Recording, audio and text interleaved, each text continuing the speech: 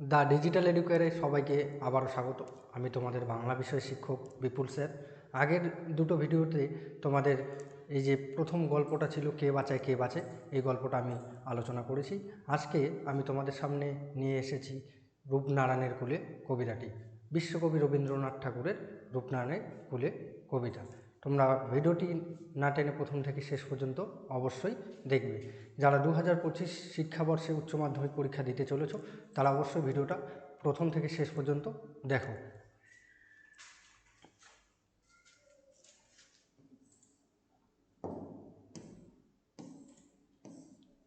প্রথমে আমরা রূপনারায়ণের কুলে কবিতার কবি সম্পর্কে দু চার কথা জেনে নেব।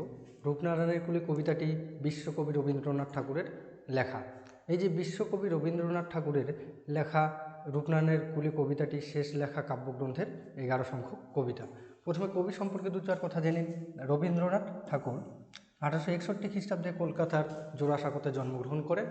আর যদি এক কথায় রবীন্দ্রনাথ ঠাকুরের পরিচয় দেওয়া যায় তো তাকে এক কথায় বিশ্বকবি বলা হয়। তিনি প্রথম এশিয়া মহাদেশের মধ্যে প্রথম নোবেল পুরস্কার জয় করেন। বাংলা সাহিত্যের ইতিহাসে তিনি এককভাবে একটি অধ্যায়। বাংলা সাহিত্যের নির্যাস পেতে হলে আগে তাকে জানতে হবে। উল্লেখযোগ্য কাব্য মানে রবীন্দ্রনাথ ঠাকুরের কয়েকটি উল্লেখযোগ্য কাব্যগ্রন্থ হলো মানসী, চিত্রা, চৈতালি, পুনচ্চ, বলাকা, এই সমস্ত কিছু। রবীন্দ্রনাথ ঠাকুর শুধু যে কবিতা লিখেছেন এমনটা নয়, বাংলা সাহিত্যের এমন কোনো ক্ষেত্র নেই যেখানে তিনি বিচরণ করেননি, যেই ক্ষেত্র নিয়ে তিনি কোনো লেখালেখি করেননি। বাংলা কবিতা, গল্প, উপন্যাস প্রতিটি ক্ষেত্রে রবীন্দ্রনাথ ঠাকুরের হস্তাক্ষর চলেছে। দেখো কবিতার উৎস। রূপনারায়ণের কুলে কবিতাটি কবির শেষ লেখা কাব্যের অন্তর্গত। এই কাব্যের কবির মৃত্যুর কিছুকাল আগে রচিত হয়েছিল এবং তার মৃত্যুর পরে শেষ লেখা নামে কাব্য আকারে প্রকাশিত হয়। এই যে রূপনারায়ণের কুলে কবিতাটা রবীন্দ্রনাথ ঠাকুরের লেখা শেষ লেখা কাব্যগ্রন্থ থেকে নেওয়া হয়েছে। এই যে শেষ লেখা কাব্যগ্রন্থটা রবীন্দ্রনাথ ঠাকুরের কবিগুরু রবীন্দ্রনাথ ঠাকুরের মৃত্যুর কিছুকাল পরে প্রকাশিত হয়। এই যে শেষ লেখা কাব্যগ্রন্থে 15টি কবিতা ছিল, তার মধ্যে 11 সংখ্যক কবিতা হলো রূপনারায়ণের কুলে। এই কবিতাগুলি সংখ্যা দ্বারা চিহ্নিত ছিল। আলোচ্য কবিতাটি শেষ লেখা কাব্যগ্রন্থের 11 সংখ্যক কবিতা। এই যে শেষ লেখা কাব্যগ্রন্থের 15টি কবিতা, এই কবিতাগুলোর কোনো নাম রবীন্দ্রনাথ ঠাকুর দিয়ে যেতে পারেননি। কবিতাগুলো সংখ্যা আকারে প্রকাশিত হয়েছিল। রূপনারায়ণের কুলে কবিতার মধ্যে কবিতার বিষয়বস্তু কী? বিষয়বস্তু হলো রবীন্দ্রনাথ জীবনের শেষ পর্যায়ে এসে জীবনকে যেভাবে উপলব্ধি করলেন, জীবনকে কি তিনি যেভাবে নতুন করে উপলব্ধি করলেন, নতুনভাবে জীবনকে চিনলেন, আঘাতে বেদনার মধ্য দিয়ে, দুঃখের মধ্য দিয়ে, তাই তিনি এই কবিতাটার মধ্যে তুলে ধরেছেন।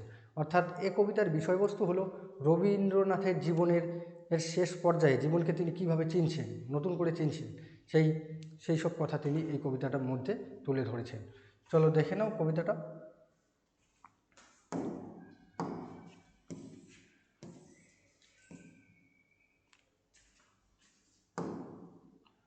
রূপনারায়ণের কুলে জেগে উঠিলাম। দেখো কবিতার শুরুতে কবি বলছেন যে রূপনারায়ণের কুলে জেগে উঠিলাম। এই যে লাইনটা পড়ে তোমাদের মনে হতে পারে যে কবি কোনো রূপনারায়ণ নামের কোনো নদীর কূলে জেগে উঠছেন, কিন্তু কবি এখানে রূপনারায়ণ নামে কোনো নদীর কূলে জেগে উঠছেন না।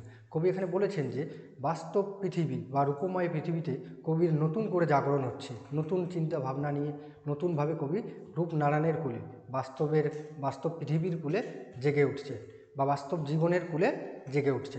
এই যে রূপনারায়ণের কূলে, এই যে নদীর সঙ্গে রূপনারায়ণের কূলে এখানে কোনো নদীর কথা বলা হয়নি, কিন্তু মানব জীবন বা মানুষের জীবনের সঙ্গে নদীর একটা সুন্দর সাদৃশ্য রয়েছে। নদীর যেমন একুল ওকুল দুকুল থাকে, তেমনি মানুষের জীবনেও জন্ম থেকে মৃত্যু পর্যন্ত এই জন্ম এবং মৃত্যুকে মানুষের জীবনের দুকুল ধরে নেওয়া যায়। এই যে মানুষ জন্ম থেকে আস্তে আস্তে তার জীবন প্রবাহে চলতে চলতে মৃত্যুর মুখে গিয়ে ঢলে পড়ে, ঠিক তেমনই এই নদীরও একুল ওকুল থাকে। তাই রবীন্দ্রনাথ কি বলছেন? রূপনারায়ণের কূলে জেগে উঠিলাম।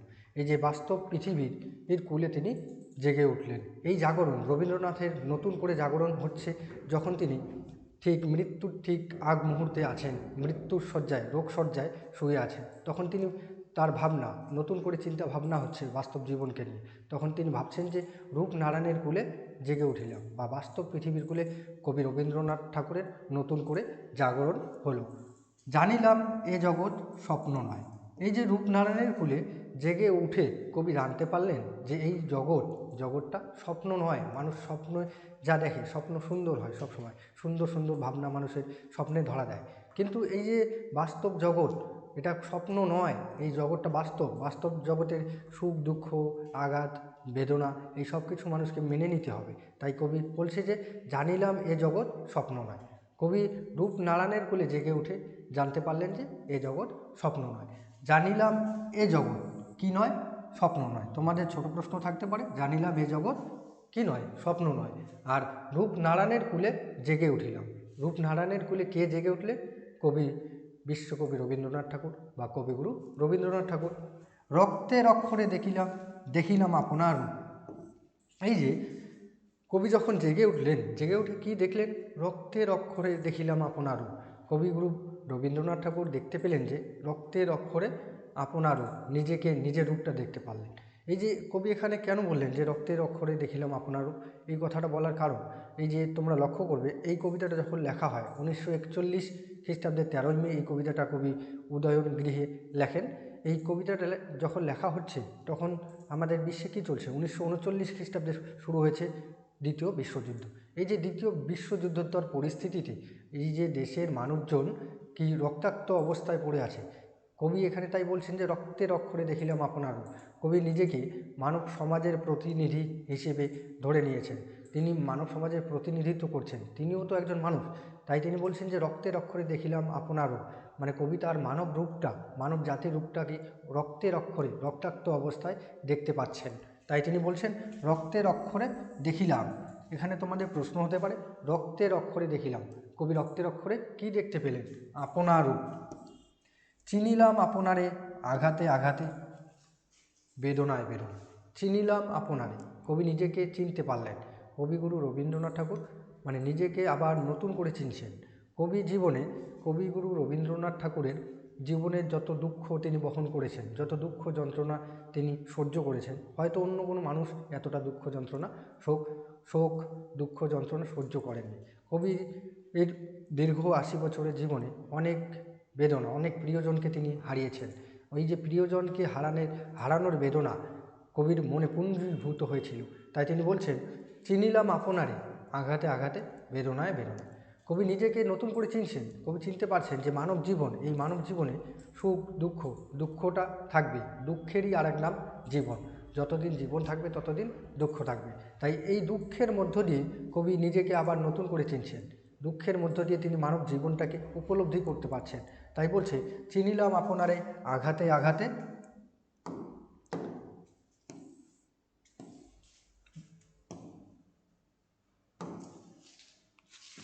চিনিলাম আপনারে আঘাতে আঘাতে বেদনায় বেদনায়।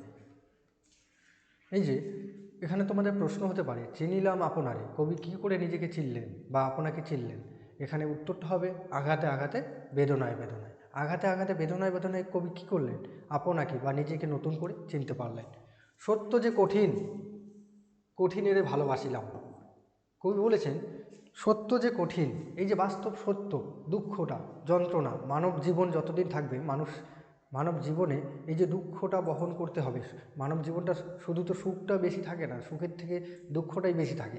তাই কবি বলেছেন সত্য যে কঠিন, এই যে সত্য প্রিয়জনকে হারানো, এটা মেনে নিতে হবে। প্রিয়জন মানুষ তো আর চিরকাল বেঁচে থাকতে পারে না, কেউ কোনো মানুষ অমন নয়। এই যে সত্যটা কঠিন, সত্য যে কঠিনের ভালোবাসিলাম। এই যে সত্যটা কঠিন হওয়া সত্ত্বেও কবি রবীন্দ্রনাথ ঠাকুর সত্যকে ভালোবেসেছেন, কারণ সত্য কখনো ঠকায় না। সত্য যে কঠিনের ভালোবাসিলাম। কঠিনকে কবির ভালোবাসার কারণ কি? কারণ কঠিন কখনো বঞ্চনা, সে কখনো করে না বঞ্চনা। এই যে কঠিন সত্য, বাস্তব কঠিন সত্য, সেটা কি মানুষকে বঞ্চনা করে না, ঠকায় না। তাই কবি সত্যকে ভালোবেসেছেন, সত্যকে বারবার ভালোবেসেছেন। আমৃত্যুর দুঃখের তপস্যা এ জীবন। কবি বলেছেন আমৃত্যুর দুঃখের তপস্যা এ জীবন। কবি মনে করেন রবীন্দ্রনাথের নতুন করে ভাবনা হচ্ছে জীবনকে নিয়ে। তিনি তার দীর্ঘ ৮০ বছরের জীবনকে আবার জীবনের শেষ পর্যায়ে এসে তিনি উপলব্ধি করছেন, নিজের জীবনকে নিরীক্ষণ করছেন যে আমৃত্যু দুঃখের তপস্যা এ জীবন, মানে মানব জীবন যতদিন থাকবে ততদিন কি দুঃখটাকে বহন করে যেতে হবে। মানে মানুষের জীবন জীবিত অবস্থায় থাকলে মানুষকে দুঃখটার সম্মুখীন হতে হবে। আমৃত্যু দুঃখের তপস্যা এ জীবন, মানব জীবন যতদিন থাকবে দুঃখটাও ততদিন থাকবে। সত্যের দারুণ মূল্য লাভ করিবারে মৃত্যুতে সকল দেনা শোধ করে দিতে। সত্যের দারুণ মূল্য, সত্যের দারুণ মূল্য লাভ করিবারে। কবি কি সত্যের দারুণ মূল্যটা লাভ করতে চেয়েছেন? এই যে কোন সত্য, কঠিন বাস্তব সত্য, যেই সত্য কখনো বঞ্চনা করে না, এই বাস্তব সত্য। বাস্তব সত্যটা হলো মানুষের জীবনে দুঃখ যন্ত্রণা, এই দুঃখ যন্ত্রণা, মানুষের জীবনে দুঃখ যন্ত্রণাটা থাকবে। এই যে সত্য, কঠিন সত্য, সত্যের দারুণ মূল্য লাভ করিবারে কবি সত্যের দারুণ মূল্য লাভ করতে চেয়েছেন। কবি মেনে নিয়েছেন যে তিনি তো একজন মানব জন্ম লাভ করেছেন। এই যে মানব জন্ম লাভ করেছেন, এই যে মানব জন্ম ঈশ্বর তাকে দিয়েছে, তাকে তো অন্য কীট পতঙ্গ করে জন্ম দেননি। এই যে মানব জন্ম, এই মানব জন্মে কি দুঃখ কষ্ট থাকবে, তাই এই সত্যটাকে কবি মেনে নিয়েছেন। সত্যের দারুণ মূল্য লাভ করিবারে মৃত্যুতে সকল দেনা শোধ করে দিতে। এখানে কোন দেনা?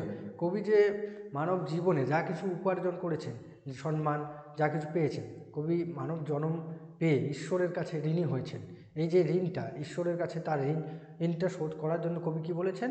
মৃত্যুতে সকল দেনা শোধ করে দিতে। এই যে পৃথিবীর কাছে কবির যে দেনা রয়ে গেছে, পৃথিবীর মানুষজনের কাছে, ঈশ্বরের কাছে, তাই সবচেয়ে বড় মানব জন্ম পেয়ে কবি যে ঋণী হয়েছেন, সেই ঋণটা শোধ করার জন্য কবি কি বলেছেন? মৃত্যুতে সকল দেনা শোধ করিবার। কবি মৃত্যুর মধ্য দিয়ে সকল দেনা শোধ করে দিতে চেয়েছেন। এই কবিতাটা খুব ছোট্ট একটা কবিতা হলেও এর গভীরে অনেক বড় বিষয়বস্তু রয়েছে। এই কবিতাটা তোমরা লাইন ধরে ধরে পড়ো, কবিতাগুলো খুব সুন্দরভাবে লাইন ধরে ধরে পড়ো। কবিতাগুলো লাইন তুলে তুলে তোমাদের উচ্চ মাধ্যমিক পরীক্ষায় এমসিকিউ এসিকিউ প্রশ্ন হয়ে থাকে।